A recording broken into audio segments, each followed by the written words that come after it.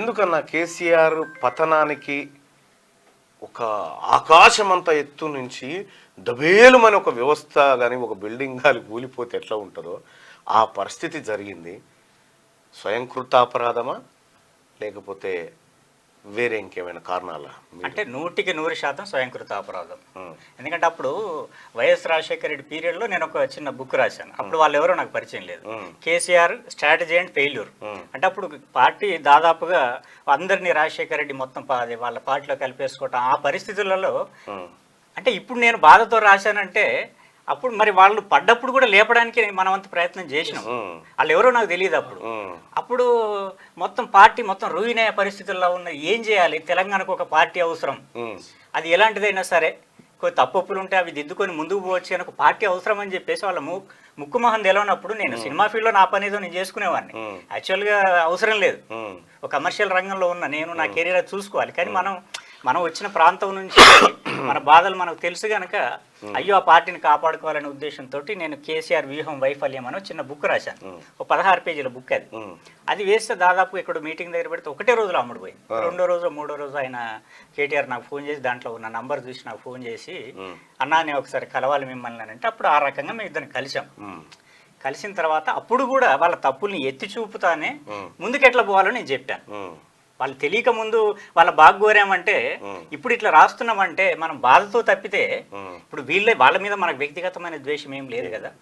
అయ్యో మన ప్రాంతం ఇట్లా అయిపోయింది, మనం ఉద్యమంలో మనం ఏం కోరుకొని వచ్చినా ఏం జరుగుతుందనే ఆ వేదన అనేది మనకు లోపల ఉంటుంది కదా. అంటే వాస్తవంగా నేను ఎక్కడున్నా కానీ వీటిని అబ్జర్వ్ చేయకుండా ఉండలేం, జరిగే పరిణామాలను మనం గమనించకుండా ఉండలేం. కాబట్టి నేను ఆ ఉత్తరం రాశాను దాంట్లో. అది అట్లా నేను వీళ్ళు ఈ ఎలక్షన్ల ముందు కూడా ఒకటి రాశాను నేను. ఇప్పుడు ఉత్తరం రాసిర్రు, ఉత్తరం ఒక అజ్ఞాతవాసిగా ప్రపంచంలోకి పోయింది. డైరెక్ట్ కెమెరా ఉంది, ఇంకేమైనా సలహా ఇవ్వగలుగుతావా మీ సార్కు అంటే మీ మిత్రుడికి? అంటే నేను ఇది ఎలక్షన్ రిజల్ట్ రాకముందు నేను ఒకటి రాశాను, మిత్రమా వీడుకోవాలని, ఓడిపోతావని చెప్పి అప్పటికే అందరికీ తెలిసి నా ఎనాలిసిస్ ప్రకారం మిత్రమా వీడుకోవాలని చెప్పేసి అప్పుడే రాశాను నేను. అంటే మీరు ఎట్లా వచ్చారు, ఎట్లా ఏం చేయాల్సి ఉంటే మీకు మీ పతనానికి మీ ఓటమికి ఎదురయ్యే కారణాలు ఏంటనేది అప్పుడే రాశాను నేను. అది అప్పుడు వైరల్ అయింది. సరే అదే అంటే అప్పుడు నేను చూశాను, ఇప్పుడు చూడలేదు. అంటే ఇప్పుడు వాళ్ళు దిద్దుకోవడానికి బహుశా ఏమి లేదు. అంతేనా? దిద్దుకోవడానికి కూడా ఏమి లేదు. అంటే అప్పుడు గతంలో పతనాన్ని చెప్పిన ఎట్లా సస్టైన్ కావాలని చెప్పిన, ఇప్పుడు సస్టైన్ కావడానికి కూడా మార్గాలు ఏం లేవు. అయిపోయింది, కొలాప్స్ అయిపోయింది. అంటే నా మిత్రుడు ఉత్తరాలు బంద్ ఇక తెలియజెప్పడానికి 2 సార్లు అప్పుడు 2006-07లో హెచ్చరిక ఉత్తరాలు. ఒక అంటే అది హెచ్చరిక కాదు, ఒక రకంగా అప్పుడు అది వాళ్ళు మొత్తం వేల కాపీలు వేసి వాళ్ళ గ్రామాల్లో పంచుకున్నారు. వాళ్ళు మొత్తం క్యాడర్ నుంచి, మొత్తం ప్రజల నుంచి, ప్రజా సంఘాల నుంచి మొత్తం ఉద్యమాన్ని సొమ్ము చేసుకుంటున్నారు, సంపాదించుకుంటున్నారు అని చెప్పేసి అప్పుడు వాళ్ళ మీద రాళ్ల దాడి జరుగుతున్నప్పుడు వాళ్ళు చెప్పలేని సమాధానం నేను చెప్పాను ఆ బుక్ ద్వారా. అప్పుడు దాన్ని వాడుకున్నారు వాళ్ళు.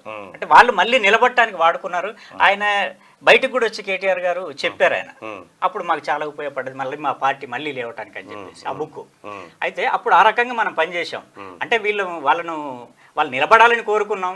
వాళ్ళు నిజంగా సరే వాళ్ళ తర్వాత తెలంగాణ వచ్చిన తర్వాత వాళ్ళ అధికారంలోకి వచ్చిన తర్వాత 4 కాలాలు ఉండాలని అనుకున్నాం, మంచిగా పరిపాలన చేయాలని కోరుకున్నాం. అంటే ఉద్యమంలో ఉన్నారు కనుక కాస్త స్పృహ ఉంటది అనుకున్నాం, కానీ మరీ ఇంత దిగజారిపోతారు. ఎక్కడ స్పృహ? వాళ్ళకు అధికారం అనే మత్తులో వాళ్ళు ఈ వచ్చిన దారినంతా చెడగొట్టుకుంటూ వచ్చారు, మళ్ళీ పోయేతందుకు కూడా లేదు ఇప్పుడు దారి కదా. అంటే ఇప్పుడు అందరం తెలంగాణ ఉద్యమంలో పాల్గొన్నాం, అందరం కలిసి ఒక ఆట ఆడినాం.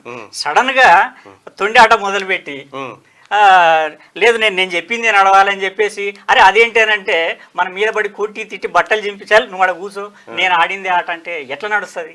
ఎవరు ఒప్పుకుంటారు దాన్ని? ఇప్పుడు దానికి ఆ బాధే ఇప్పుడు ఈ విధంగా వెళ్ళగక్కటం. దీనికి ముందు అంటే వ్యక్తిగతంగా ఉన్న పరిచయంతో 2018 ఎలక్షన్లకు ముందు కూడా నేను కేటీఆర్కి చెప్పాను, నీ పాలన చక్కగా లేదయ్యా, ఇది కాదు ఇట్లా చేయాల్సింది, కొన్ని దిద్దుకోవాలని చెప్పేసి ఫస్ట్ వాట్సాప్ చాటింగ్తో మొదలుపెట్టి నేను చెప్పాను. వ్యక్తిగతంగా కూడా నేను చెప్పాను.